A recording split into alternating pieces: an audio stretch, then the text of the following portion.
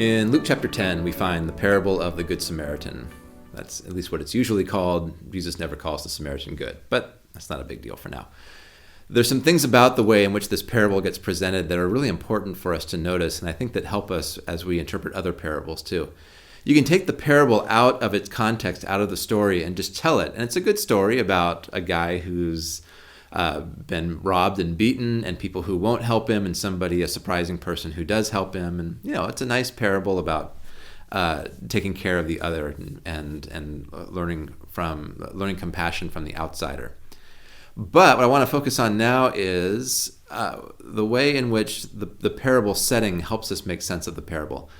Because Jesus doesn't tell the parable disconnected from anything else. He tells it as part of a conversation he's having with a lawyer, with a legal expert, an expert in the law of Moses.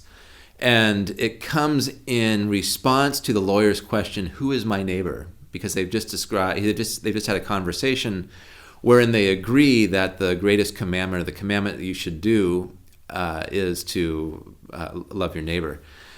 And so the lawyer is trying to say, well, what does that mean? Who is my neighbor? So Jesus then tells the parable primarily, it seems, as a way of describing how do you know who your neighbor is.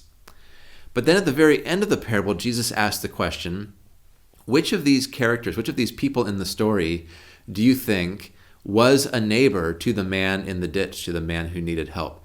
Jesus then changes the terms of the conversation to say, not who is the neighbor in the parable, but which person acted most like a neighbor, which person actually showed what love of neighbor looks like.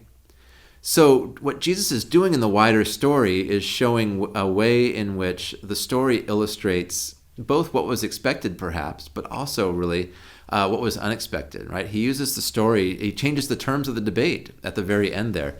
So we want to watch how parables are located within a wider story and try to make sense of them within that wider story.